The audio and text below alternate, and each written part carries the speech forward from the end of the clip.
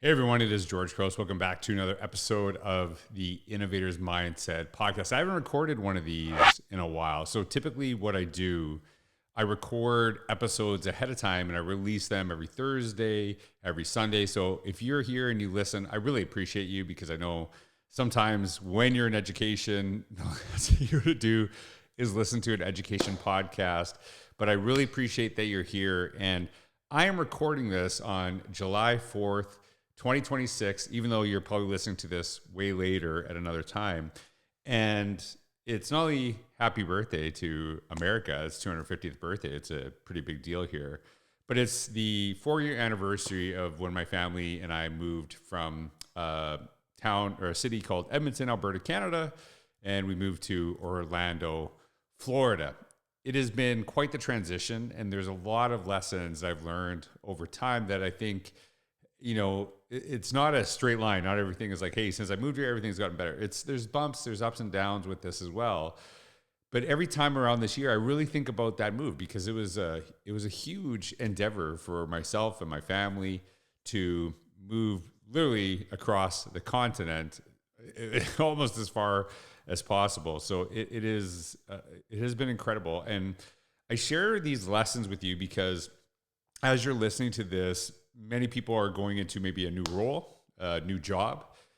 They might be thinking about creating a new opportunity. So this is not just about moving, it's about new opportunities and really what I've learned from my experiences over the years. And it's not just with this move, it's over time. And I share this quote, and this is based on a newsletter I wrote, and I'll link it down below. And by the way, if you read any of my stuff, I will link the Substack. I started adding to Substack. I've been using MailChimp and I'm kind of playing around with Substack because I have all these things in MailChimp over the years, but it's really hard to find them. Where Substack, I can like keep a tally of them over time. And I always like to play around and experiment with new things. So if you are listening to this, I really encourage you to subscribe to Substack and you'll be able to come back easily to find these things. So, and I'm a big change guy, so I can't really advocate for other people to try and learn new things when I'm not willing to do the same. So I wanted to share that with you all as well. But the quote that really resonated with me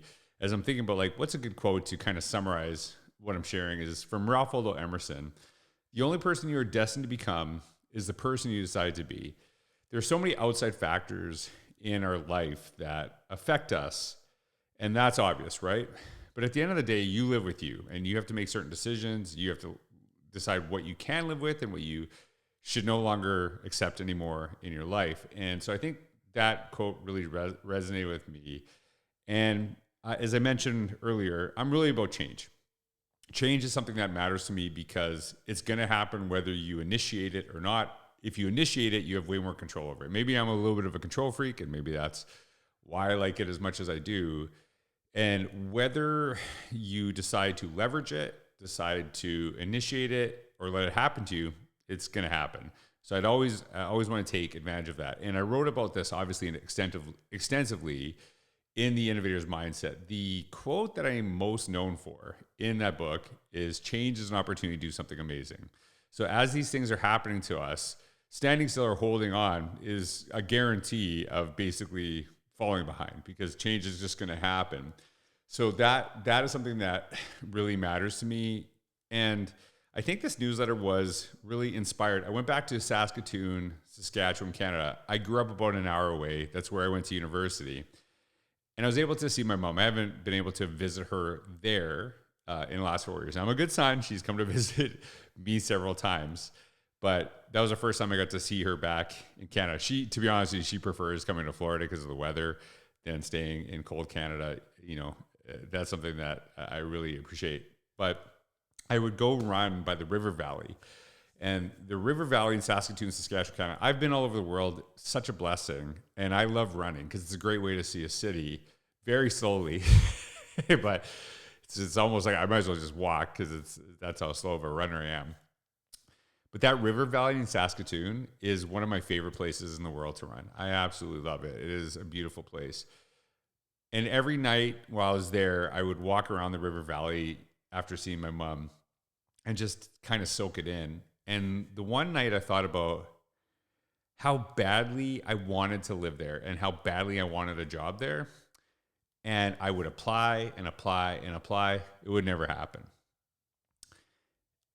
Eventually, I gave up on it and I moved on to something else. And it wasn't that I gave up on my dreams. I just gave up on that opportunity because it wasn't going to happen. It just wasn't happening.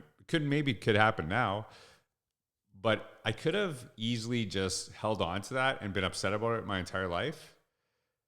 But I decided, listen, I got to make my own life. If they don't want me here, I gotta go to a place that I'm wanted. I'm not saying like anyone specifically didn't want me there.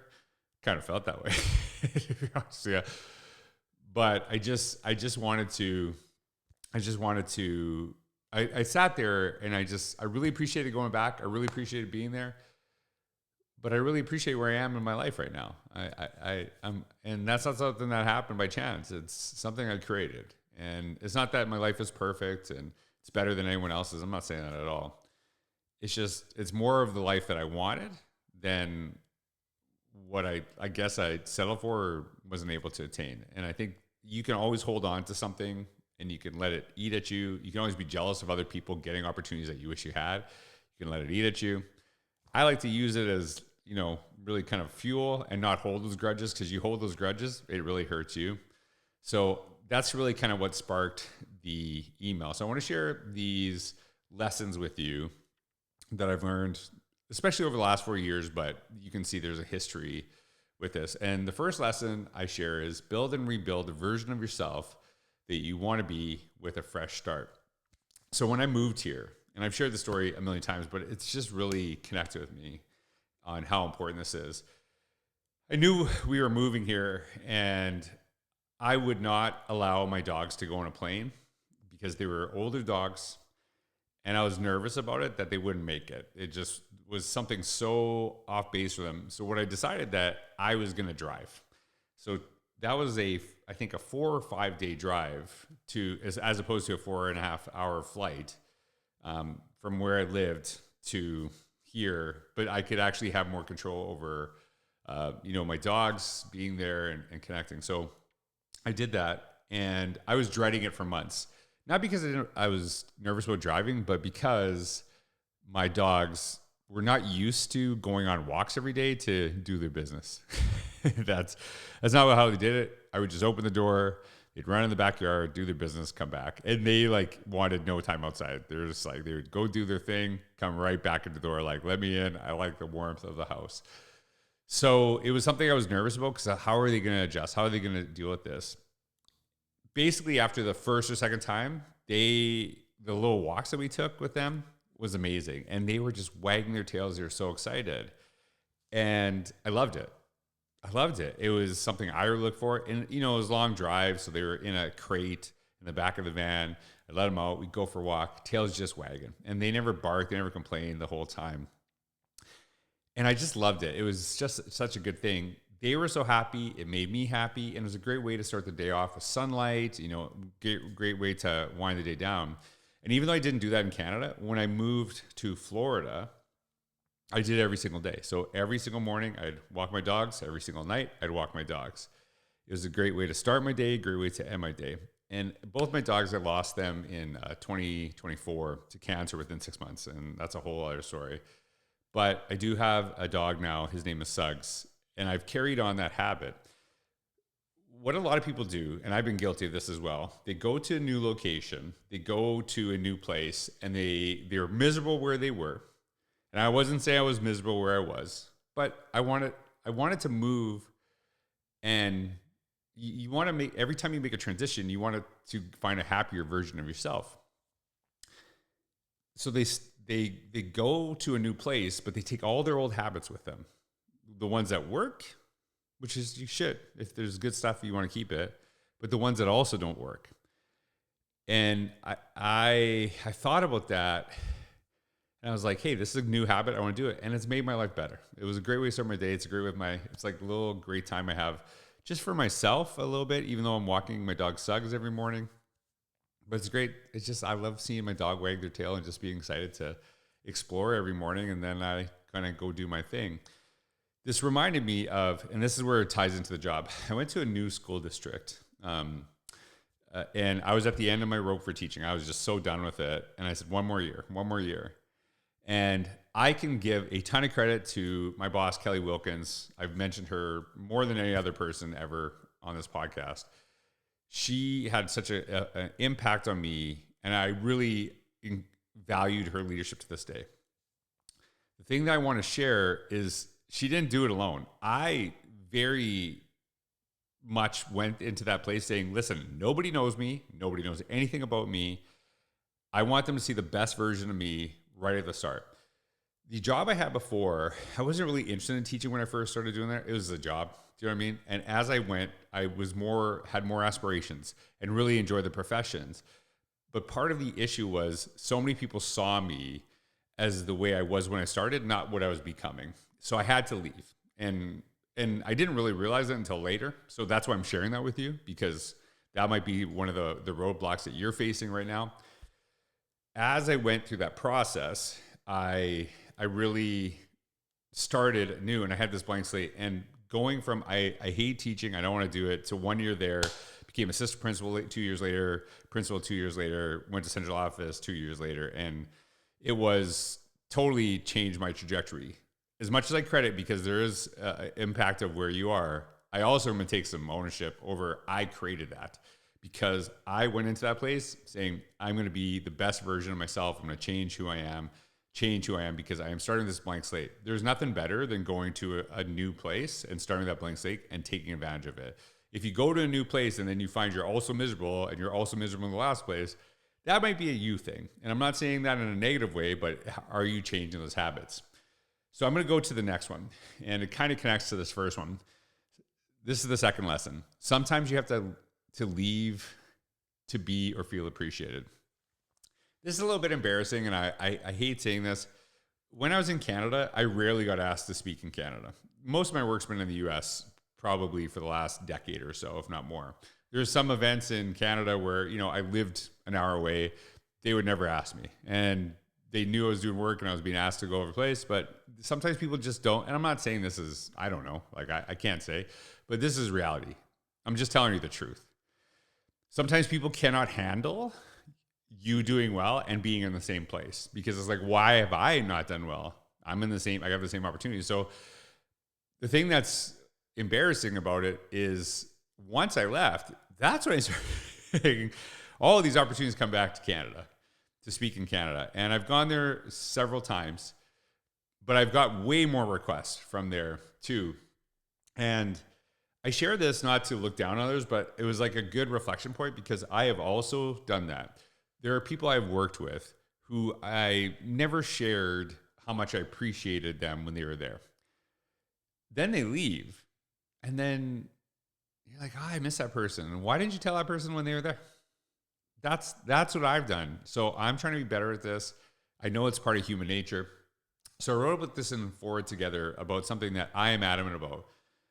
And I share this with you. Years ago, I committed to telling someone if I see something great or think something extraordinary about them, regardless of how long it's been since we last spoke or the state of our relationship.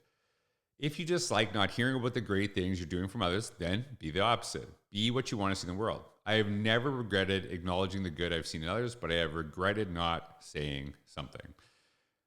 So yes, sometimes you need to leave, and then people will see what they miss. But sometimes you also have to make sure that the people that are there that you appreciate, they know that before they leave, because sometimes they leave because they don't feel appreciated, and it's a missed opportunity. Third lesson, do not take opportunities you have for granted. Someone else may be wishing for what you do not pay attention to. So this is a very personal story. When I moved to the United States, I had a visa. And I don't want to get too complex about this, but I had a visa to work here. And that visa eventually became a green card. The green card process is very complicated, but we're here on green cards right now. And I'm so appreciative of being welcomed into this country, into this community. It really means a lot to me. But there's this weird kind of area, and you might not, most people don't know this unless you go through the process, where you are transitioning from a visa to a green card. And basically you're in this middle part where you can't really leave the country without special permission because you don't really have any status. So they know you're transitioning. So for you to leave, you have to go to USCIS and get basically special permission. So I had to do this because I was going back to Canada to speak.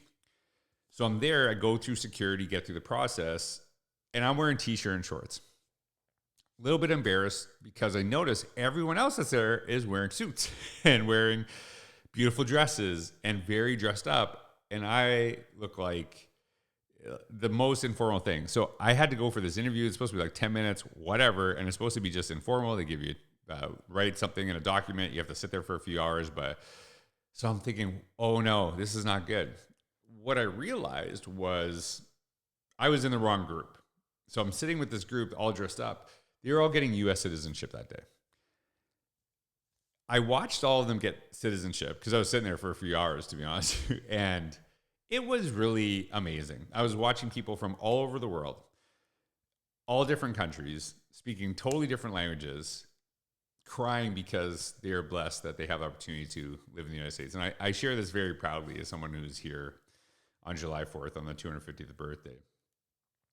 And I think of my parents who went through the process as immigrants to Canada from Greece. I remember how proud they were when they got citizenship.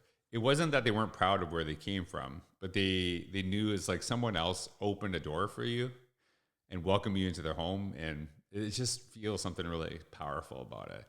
And I think sometimes we take those things for granted. And I'm very proud that I grew up in Canada. I'm very proud of my Greek heritage, but I'm very proud that I was open to that. And when I saw that, it just, some people take it for granted. And I saw the people who did not have the opportunity really appreciate having the opportunity to become a citizen. It was incredible. And it's just something I'll never forget, watching the tears, watching their families there, hugging. And it was just something I was blessed to see. And it made me really think of my mom and dad going through the same process.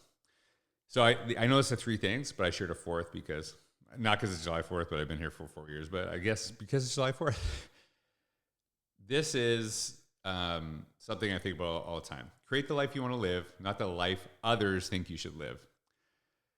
I get this often, and some of you might have like checked out from the last one, but obviously you didn't because you heard me say that. There's a lot of times people go like, why did you move?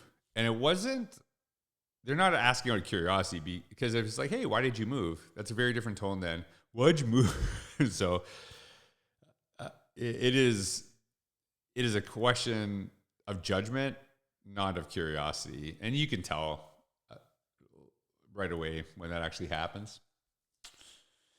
And listen, some people, when they make those questions to you, there might be something going on with them. Don't take it for granted. Or why'd you leave this job? Why'd you do this? Here's the thing. I used to care about that stuff. And I'm not saying like I don't get affected by it or anything. At the end of the day, I know what I have to live with. And I know that I have to take care of my family. And that's what I'm living with. So some people will not like your decisions in what you're doing, but then they're going to walk away from the conversation. Then you dwell on it and they don't care. So yeah, they might have been judgmental at the moment. Let it go. And you've done it too. So have I. You live with you. So at the end of the day, you're going to wake up yourself. There's always something I think about. It was basically, there are two people you need to make happier in your life. The 8-year-old version of you and the 80-year-old version of you. That's who you should look at. The 8-year-old version of me cannot believe some of the opportunities I have today. And the 80-year-old version is going to be proud, I hope, too. But the 80-year-old version is saying, make sure you spend more time with your kids. Be better with your kids. Because there's a lot of growth that I need in so many other areas. So I share this at the end of my email. If you do something for yourself and your situation, that is the best thing you can do. People still tell you it is wrong, no matter your reasons. Create the life you want, not the one others think you should have. Because in 10 years, they won't care either way, but you will. I love that. So I just want to share that with you. And like I said, this is not a straight line trajectory. It's not like, oh, everything's better, everything's the best. Not at all. It's always up and down. There's always issues. I'll tell you, 2024, with my dogs both dying that same year, that was one of the worst years I've had in my life. It was very overwhelming because those dogs, it was really tough. here's the thing that I will tell you. Everything is temporary in the sense that whether you're having a good time right now or a bad time right now, it's temporary. You're going to have the opposite at some point, and then you're going to have the opposite of that. Appreciate the moment. And this is how I really end the email. We can always be better tomorrow than we were today, but it doesn't mean you can't appreciate yesterday. If you did, you'd be so proud of how far you've come. That's the way you look at it. There's a great story, and I didn't write this in the email, but I'll share it with you. I don't know how true this is, but a young woman is saying to her mom, I want to be a doctor, but it takes 10 years to do that. And I don't want to know if I want to waste my time 10 years. And her mom said, well, 10 years is going to pass whether you become a doctor or not. So you might as well become a doctor. And I just thought that's something I always think about. That time's going to pass no matter what. So you might think, I don't want to do this now, whatever. That time's going to pass. Create the life you want. So that's what I'm trying to do. And I hope someone, whether it's a new job, new relationship, new move, a combination, none of those things, something else, I wish you the best. I hope that helps what I share with you all. But thank you so much for being here. I really appreciate you all. Have a wonderful day. Thanks for all you do. Take care.